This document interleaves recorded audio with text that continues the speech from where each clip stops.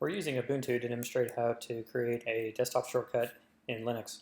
First of all, we need to make sure that desktop shortcuts are allowed, and depending on which operating system you're using, they may or may not be by default. So this is something to double check.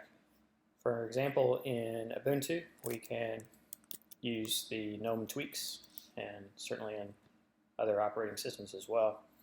But you just want to make sure that you have the extensions that allows for desktop icons. Now, Ubuntu, this probably won't be an issue because it comes with desktop icons already on it in the first place. So assuming that that has been taken care of, let's go on and create the desktop shortcut. The desktop directory is going to be in your user directory. So if we take a look at the folders in here, there will be a desktop folder. We're going to change into the desktop folder. And I've already created a template just to speed up this demo a little bit, but you would be creating this file from scratch. So we create the template, and you want to give it the .desktop extension. And at this point, it's kind of just fill in the blanks. You may or may not have an icon. It depends on whether or not you have a picture, so that you have something to have a little symbol to click on. But you don't need it. If you don't have a picture, it'll just display this little gear icon by default. You need to know the executable path of the program you're trying to run, and then the rest of these fields are optional. The program that we're going to use as our example is webpwnized. And in this particular case, it happens to be in the opt.zap proxy directory. So we can see in here, there is the little shell script that starts up the program running.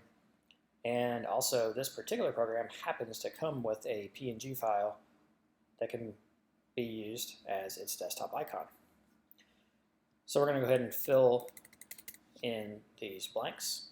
So for the icon, we're going to do the opt.zap proxy, and the name of the icon is zap 1024 x1024.png.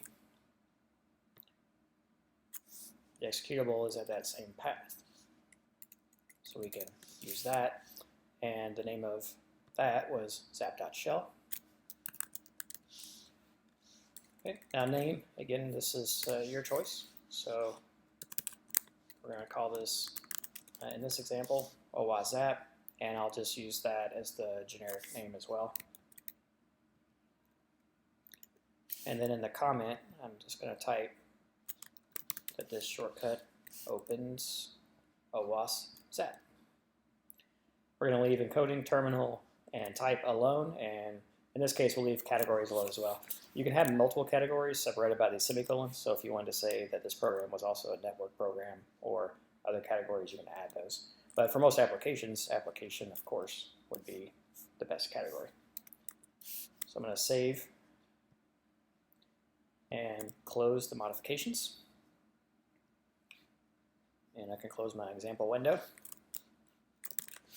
So now the template file is created. I'm going to rename it, or you could copy it if you want to keep the template.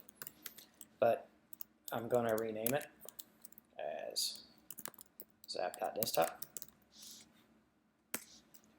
All right, and now I need to make it executable.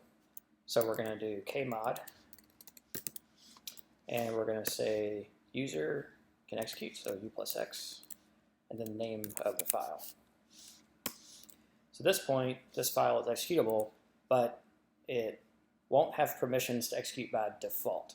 So the very first time we try to run this, it may not run. It may just open up the file. If we right-click on it and we say allow launching, then we're going to give this desktop file permission to execute the script.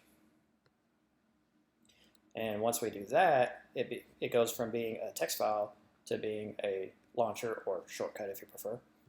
And now you can do things like triple click on it to start it, or you can right click and say open, and it will run your program for you.